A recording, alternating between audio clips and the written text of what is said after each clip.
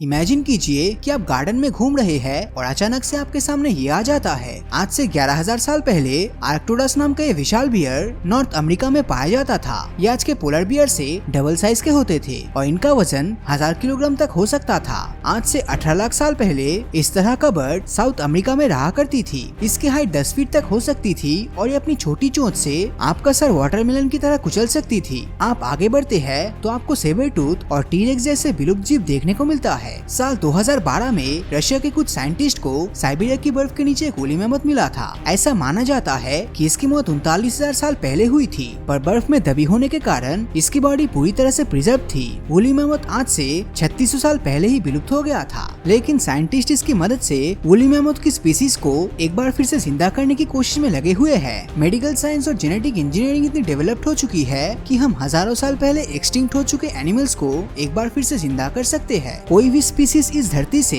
विलुप्त नहीं होता है, वो अपने पीछे अपने कुछ फॉसिल जरूर छोड़ जाते हैं। इन्हीं फॉसिल्स में उन्हें वापस जिंदा करने का राज छिपा हुआ होता है। साइंटिस्ट इन फॉसिल से उन जीवों का डीएनए एक्सट्रैक्ट कर लेते हैं। इस डीएनए को आज मौजूद उन जीवों जैसे डीएनए के साथ एडिट कर दिया जाता है और इसी तरह उस स्पीसीज को जिंदा किया जा सकता है। सुनने में ये सब काफी कॉम्प्लिकेटेड लग रहा होगा, तो चलिए मैं इसे एक एग्जाम्पल से समझाता हूँ। दोस्तों, अभी हम वूली मैमथ की बात कर रहे थे, जो आज से 3600 साल पहले तक धरती के कुछ हिस्सों में पाए जाते थे। अगर हम आज की दुनिया में बात करें तो हाथी वूली मैमथ्स के क्लोजेस्ट रिलेटिव्स होते हैं और उनका डीएनए काफी हद तक मैमथ्स की तरह ही होती है। साइंटिस्ट बताते हैं कि इन दोनों जीवों में सिर्फ 44 जीन्स डिफरेंसेस है, जो काफी कम होता है। ये जीन्स वूली मैमथ को एक्सट्रीम कोल्ड कंडीशंस में सर्वाइव करने में हेल्प किया करते थे, जो कि आज के एलिफेंट्स नहीं कर सकते। जीनोम एडिटिंग की मदद से हम आज के एलिफेंट्स में ये फीचर डाल सकते हैं और इसे एक मैमथ में बदल सकते हैं। हालांकि इसका मतलब ये नहीं है कि वो तुरंत ही एक मैमथ बन जाएगा। एवोल्यूशन की इस प्रोसेस को पूरा होने में 10-20 से लेकर 100 से 1000 साल लग सकता है, लेकिन एट लास्ट वूली मैमथ एक बार धरती पर राज करेगा।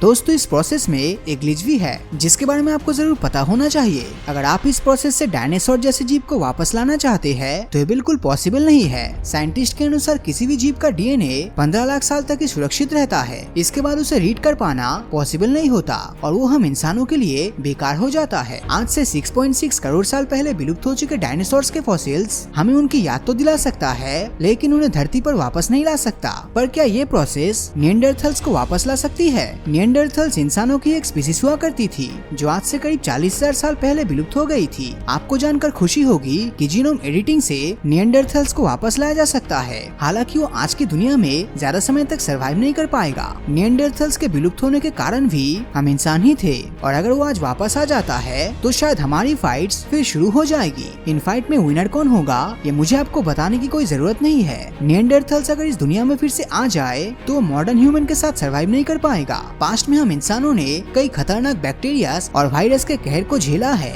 इनमें न जाने कितने ही इंसानों ने अपनी जान गंवाई थी। समय के साथ इन सभी जर्म्स के खिलाफ हमारी बॉडी ने इम्यूनिटी डेवलप की है, पर शायद निएंडरथल्स इन सभी चीजों से लड़ नहीं पाएगा और वो अलग अलग डिजीज का शिकार होकर फिर से विलुप्त हो जाएगा। यानी कि निएंडरथल्स को वापस लाने में कोई फायदा नहीं है। लेकिन अगर निएंडरथल्स को वापस लाने से हम इंसानों को कोई फायदा नहीं हो रहा, तो आखिर वूली मैमथ, सेबर टूथ और दूसरे जीवों को वापस लाने से हमें क्या मिल रहा है? पास्ट में विलुप्त हो चुके एनिमल्स को रिवाइव करने का क्या पॉइंट बनता है? जाहिर सी बात है कि ये सिर्फ हम इंसानों को एंटरटेन करने के लिए होगा। अगर ये जीव धरती पर वापस लौट आए तो ये धरती के आज के इकोसिस्टम को बिगाड़ भी सकता है, और क्या पता इनके कारण आज के समय मौजूद जीव ही विलुप्त होने लगे और शायद इसके चलते हम इंसानों का धरती पर रहना इम्पॉसिबल हो जाए। अतीत में विलुप्त हो चुके जीवों को फिर से जिंदा करना कोई समझदारी वाला काम नहीं लगता। हालांकि इस प्रोसेस से हम ऐसे जीवों को बचाने की कोशिश जरूर कर सकते हैं जो आने वाले समय में विलुप्त होने की कगार पे होगा। एग्जाम्पल के लिए बीस को ही ले लीजिए। साइंटिस्ट इनको धरती पर इंसानों के सर्वाइवल के लिए बहुत इम्पोर्टेंट मानते हैं। अगर मधुमक्खी नहीं रहेगी तो हम इंसान भी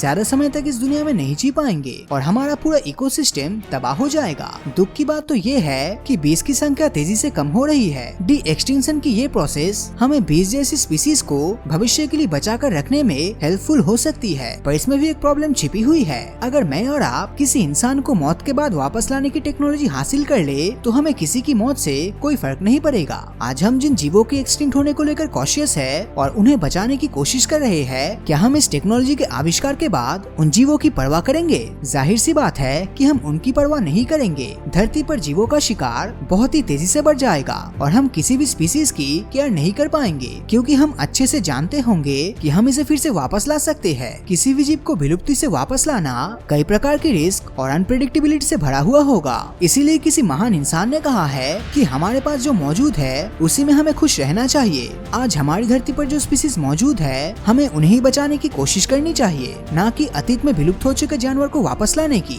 वैसे आप इसके बारे में क्या सोचते हैं, हमें कमेंट करके जरूर बताएं। और अगर ये वीडियो आपको अच्छा लगा हो तो इस वीडियो को लाइक और अपने दोस्तों के साथ शेयर करना मत भूलना। और अगर अभी तक आपने हमारे चैनल को सब्सक्राइब नहीं किया है तो सब्सक्राइब करके नोटिफिकेशन बेल को ऑन कर दीजिए, क्योंकि मैं ऐसी वीडियोस हर हफ्ते लाता रहता हूँ। तो मिलता हूँ आपसे अगले वीडियो में, और हमेशा की तरह थैंक्स फॉर वॉचिंग।